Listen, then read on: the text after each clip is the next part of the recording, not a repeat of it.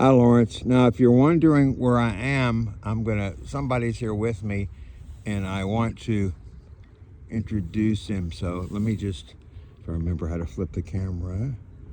I don't think I do, so I'm going to do it another way. So, how do we do this? Don't you try that and see if it switches? No. Oh, I know how to do it. So I want to tell you do you recognize this person? I think I want you to introduce yourself to Lawrence because he may not recognize you. Lawrence, I saw your team play at a soccer field, and we met years ago at your dad's house, your parents' house. So I hope you're doing well. I hope you're healthy, and I hope you're enjoying the outdoors like your dad and I are. Yeah, this is Rand. He's the paratrooper that danced disco music in my house, and he's a true inspiration. And that I talked about Lawrence climbing mountains and stuff. Am I on camera? Yeah. And so now we're not on mountains, but it's a start. You know what I mean? Yeah. So, Rand, in closing, do you have some life advice for Lawrence? Because his life advice is amazing. He was a paratrooper, which is one quick story. He landed on top of another chute on the way down, and he had to decide, am I going to jump off because the guy may rip the chute and I'll die, or am I going to just jump off and figure that God is going to save me? He jumped off, and minutes before he hit the ground, his life was saved. And he's got stories after stories of this. And his paratrooping stories, it would blow your mind. So, Rand, I want a couple pieces of advice for Lawrence. He may not listen, but let's give it a shot. Yeah. Okay. So the paratrooper story, I was an airborne ranger, so I was special ops. So Lawrence, hey, creation, it's all medicine. It's God's medicine. So spend some time outside, and we were listening to a helicopter right there. I used to actually sit outside on planes like that. They had like little benches, and we would sit outside on special ops operations, and we would sit on the outside, and they'd drop us off on top of buildings, and we would jump off.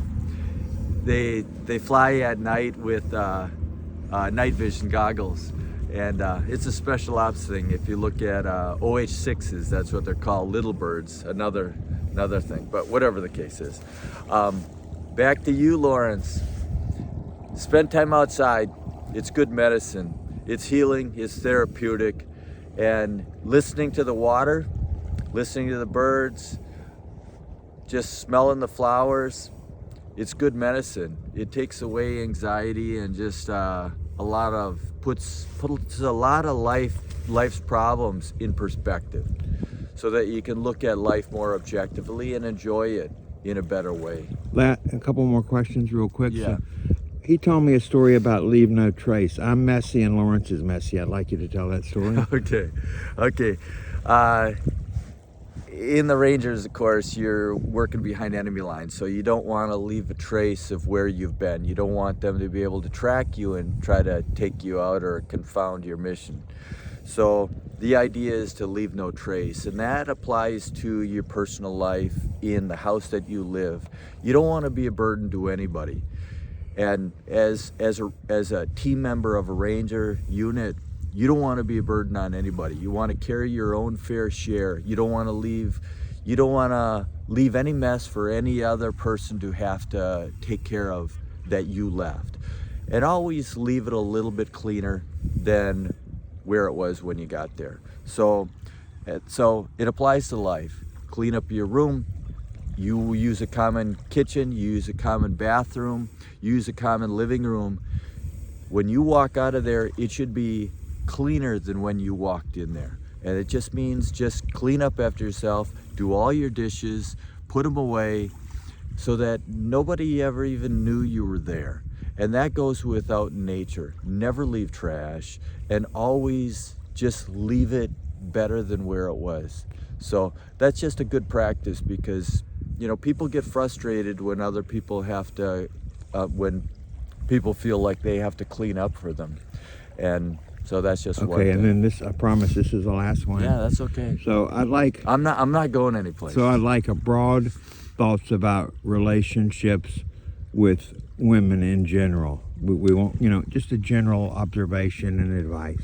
Okay. Well, I think that a person ought to look at values. Don't judge a book by its cover first. I think that you want to look at a person's values, and you can tell what their values are by the way they act and what they say. And if you did a word count on what a person says throughout the day, if they're always talking about possessions, what they have or what they want to have or what someone else has, that's a good sign. It's a good sign that that's not a person you want, because that's embedded in their nature.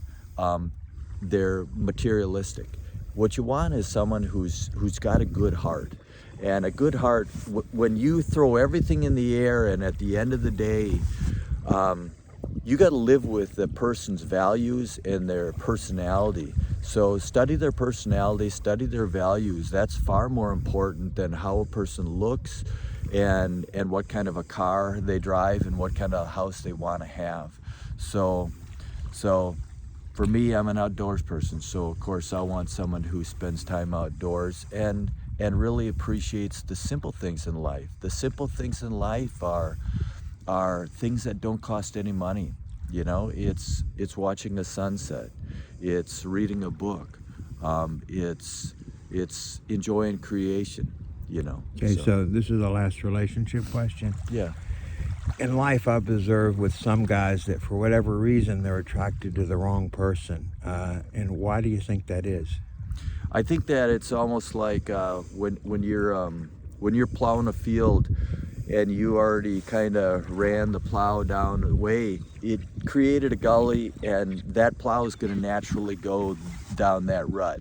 So it brings you into a comfort zone, even though the comfort zone might not be healthy for you. It's familiar. It would be like if someone was whipping you quite a bit when you were younger. You get used to it and you feel comfort in that in a weird, messed up way.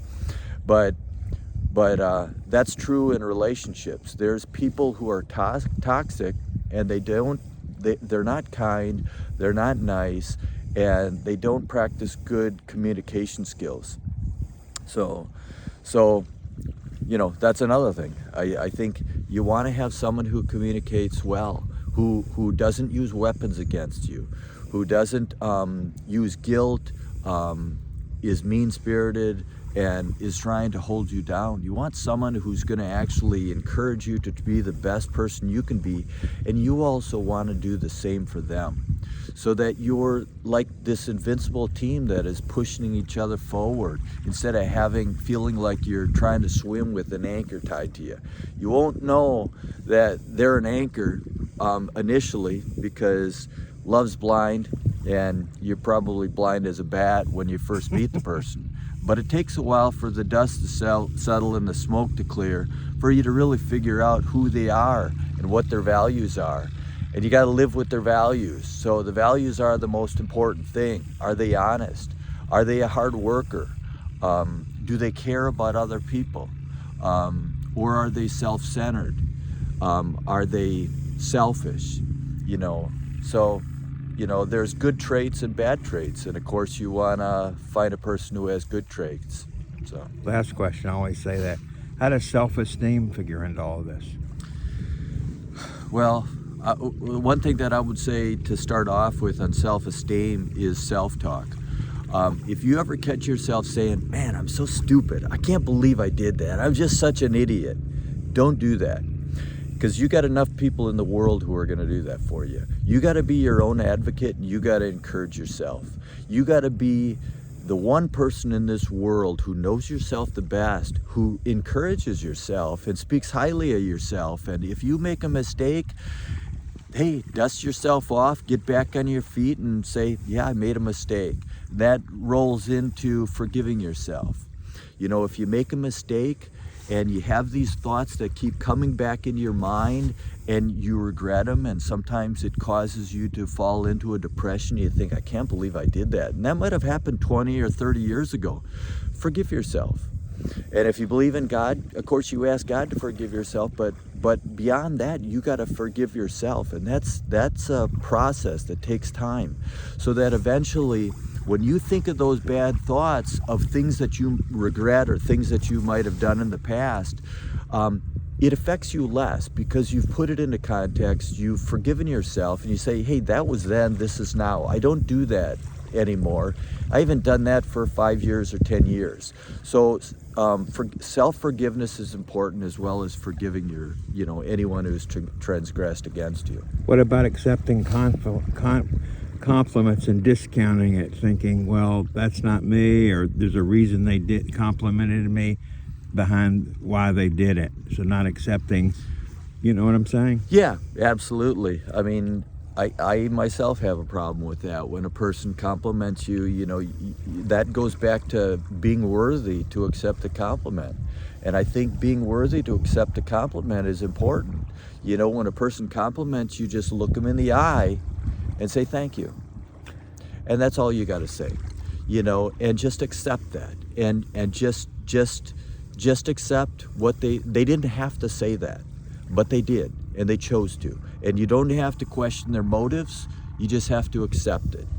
So let me see if there's anything. Because that's good medicine. We Right. need to compliment each other, and we need to be able to accept compliments. Yeah, another thing is, what about finding your true passion in who you are? I watched something that said, never mind the money, you've got to identify who you are, and then that's aligned with what you do in life. Well, I think that goes back to when I was in the Rangers, Ranger Battalion.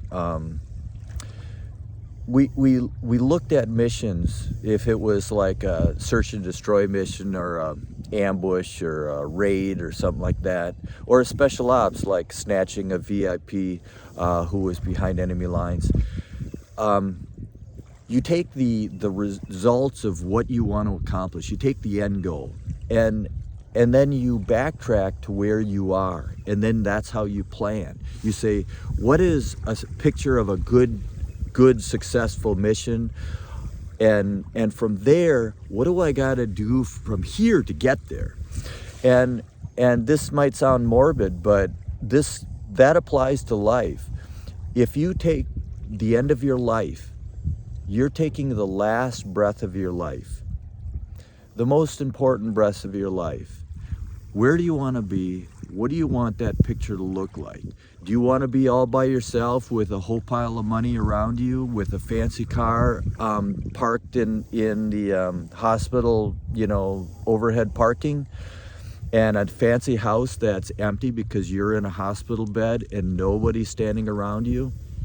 Well, there's people who go for success, and success in money and materialism and fame and fortune and all of that. And in the process of that pursuit, they destroy their marriages, and their wives leave them. Their kids, they're despicable, and they spend too much time in business and with people that they don't know trying to make a buck, that they forget about their family and the importance of just loving their kids and being a good dad to their kids, and being a good son to their parents, and a good brother to their siblings, and a good friend to their friends. And so I just think that at the end of the day, what do you want the end of your life to look like? And what do you want to look back on your life? Because that's really important. And possessions, you're never really going to say, oh, I wish I would have worked just a couple more hours more. I wish I would have shuffled more papers. I wish I would have made more money. I wish I would have had a better car, a better house, whatever. You're not going to think that. I've gotten close to death a couple times in my life. What happens is you think about the relationships. And that's a godly thing. That's, if we don't have anything else, it's the love of our friends and the love of our family. That's where it all goes down. At the end of the day, you take your last breath of life, you close your eyes for the last time, and then you meet your maker. because our physical bodies, hey, we only have them for so much time, and after that, our spirit's gonna live forever. What about taking care of your health and letting your health decline because maybe of your mindset, Well, like putting on weight or whatever? yeah, that's important. I mean, I think that your body is like your horse. I mean, I grew up working on farms. I grew up, in Wisconsin, and if you don't take care of your horse is going to fail you. It's not going to be able to plow the field, or it's not going to be able to give you a ride when you need it and take you to point A, from point A to point B. So a part of every day, it's really crucial to take good care of your body. I believe in meditating. I believe in yoga, doing stretches. If you don't use it, you lose it. If you don't use your mind, if you don't use your body, look at the astronauts. In zero gravity, their bodies atrophied really fast, and they lost their health, and they had to maintain that. So I think that's probably one of the most important things that a person has to do is, before you can help someone else, you got to help yourself, and you got to take care of your body. You got to take care of your brain. You got to fill your mind with good thoughts and good information, and then you got to practice good medicine practices like being outdoors, giving yourself good healthy therapy, and then you gotta work your body. You gotta work all the muscles in your body, stretch all the tendons. You gotta stretch all the joints and ligaments, and really work them to maintain a good health. And you also gotta eat healthy, and you gotta sleep at least 8 hours a day. And you can't burn the candle on both ends without paying a price. And you don't want to be in your 40s and have a heart attack, because of something that you did or didn't do to take care of your body. You don't take a horse on a full-blown gallop with you on its back when you haven't been maintaining its health. Yes. Another question is, why do people zigzag in different directions? Well, I'm going to, and often it's bright people. Well, I'm going to try that, or I'm going to do this, or I'm going to do that. What causes people to kind of wander? Well, it's almost like a ship without a rudder. If you don't have a rudder on a ship, the wind's going to blow it all over. And the wind is kind of analogous to distraction. So again, it goes back to what do you want to accomplish in life? And you don't have to do anything great and grand, but live a good life. And I just think, you pick the point that you want to go to, and then you try to minimize the distractions and you go toward. But life is like a balancing act.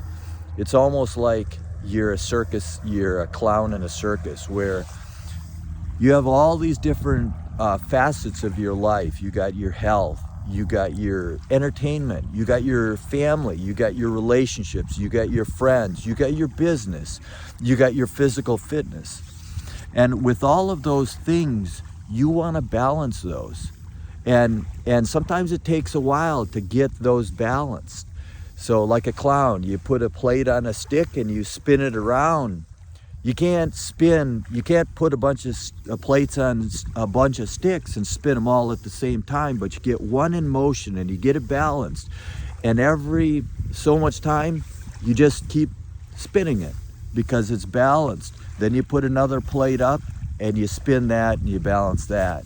And eventually they got like 5 sticks with 5 plates on it. And that's kind of like life. You have to work at those different areas, and you have to focus on those different areas and get them balanced. And once you get them balanced, life just becomes so much easier. Another question is relationships with family, and I'm going to selfishly ask this question with the mom and dad. In other words, connecting with them in a meaningful way. Well, I'll just speak for myself. At the end of the day, your parents are going to pass, and you're not going to see them anymore. And sometimes in life, when you're young, you take things for granted. You're living your life, you're busy and all of that sort of stuff, but the clock still keeps ticking. My mom and my stepdad, they're 82 years old. My dad, he would be 84 right now, but I lost him a couple years ago. You know, my grandpa died when he was 64. I'm 60 years old right now. I just think that time is important, and it's important to spend it with those you love. And if the people that you make money from are people that you love, then spend time with them. If you enjoy them and you have conversation with them on the weekends, and they really care about you versus caring more about how much money they can make for you, well, you make that decision. But when everything hits the fan and things start crumbling down around you, you look at who's still standing, who's still there, who's still supporting you, who's still giving you kind words. Those are the people who should mean the most for you. They're the people who give you a hug when you need it, when, you know, your heart's broken. And do you get that from a customer?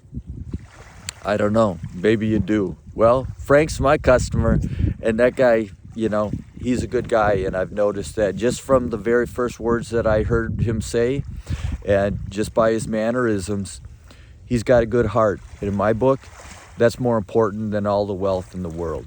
So, you Another know. question, I'm almost done, is what about having real communications with your parents, and not only sharing, which we're very interested in what you're doing, but having an interest in what's going on in their life?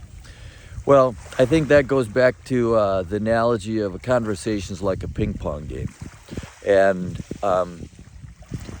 you need another person to hit the ball back to. So you have a conversation. A conversation isn't a dialogue. It's not a one-way conversation. It's a ping pong game. You hit the ball over, you say something, you hear their response. You listen to their response. You consider their response. And then they hit the ball back to you, and then you respond. And that's a conversation. And it goes back and forth. That's a meaningful conversation versus a one-way conversation. What about not taking advice from others? I think when people are very smart, and I've noticed it with a lot of smart people, not being open to the advice of others. Why do you think that is? Yeah. Because they think they know it all. So, but it's another analogy is you ever heard about the king walking down the street buck naked? He was walking down the street because the people he was listening to said that the clothes that he was wearing were amazing, and he spent a lot of money for them. And but the rest of the people who knew him realized he was buck naked. And I don't know how that relates to what Frank just said, but that popped in my head. So. You mean you won't be as cold if you listen and put on the clothing? Is that the point? Yeah. The moral of the story is, Lawrence, don't go walking around the streets of London nude. It won't fare well. You might find yourself behind bars, and it's not good to be behind bars nude. So at least wear some clothes on your body. One thing I say about Lawrence, he's very caring about others. You know, he gets wrapped up, but he gave away money in the subway, Carolyn's money, on his way home from Harvard, and he was so excited he gave the guy $50 of Carolyn's money. He gave a computer to a guy who was homeless in Starbucks. So deep down, he's an amazing, caring son. Sometimes, using the rudder example, you know, you drift a little bit, you know? Yeah. Well, just remember, too, is giving people possessions isn't as important as just giving people time and giving people good words. So good words are rare, at least nowadays. Honesty is rare nowadays. So don't think you have to give people to get their kindness and to really help them. sometimes a good word goes a long way, and a good encouraging word goes even farther. Well, people are hungry for communications and relationships. They don't have that in today's world. Yeah. So you got to find people that you got to surround yourself with people who sincerely care about you, and the only way to do that is to not let people know how much money you have, and see who still hangs around you, because there's a whole lot of people who will just hang around you and use all your money and squander it for their own benefit, and that's not a good thing. What about permitting toxic relationships with people in business? Well, I think it goes back to values.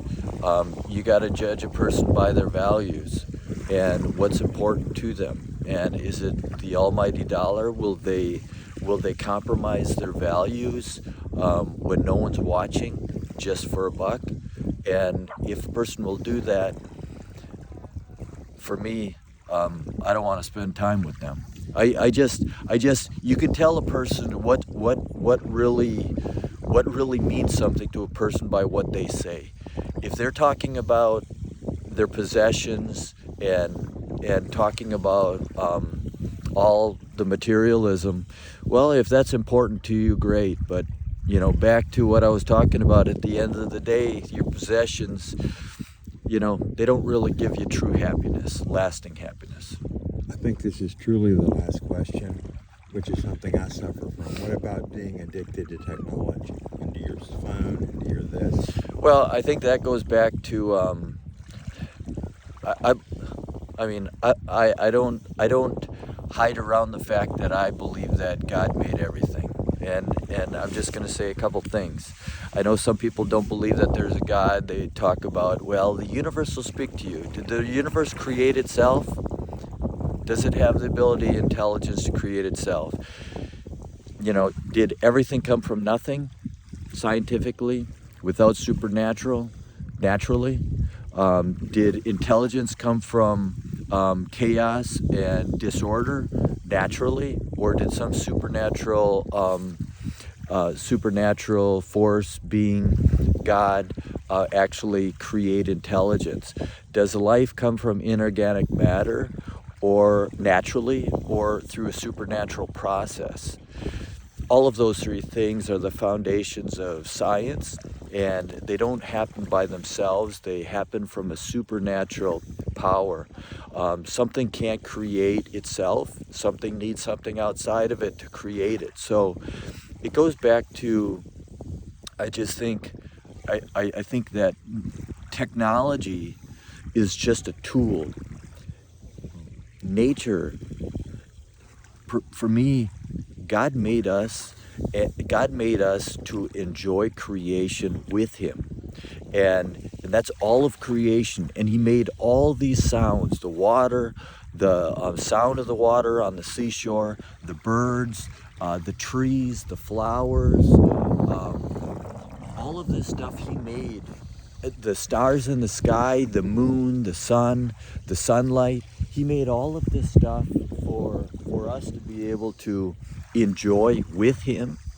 And He would have created this whole universe for you, me, by ourselves. But He didn't. He made us to procreate and to fill the world with people and animals and all of that. And I just think that that's good medicine. And it's good medicine for us. And the more you spend time out in nature, the more you're gonna see the specialness of creation.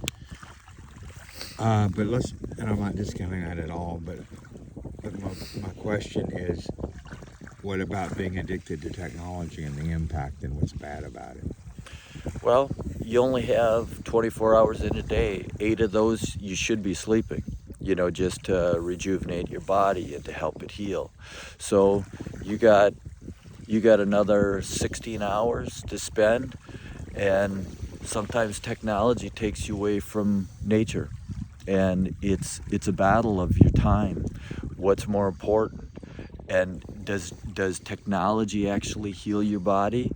Is it therapeutic to your body like nature is? The sound of the birds, healthy walks in the outdoors? I don't think so.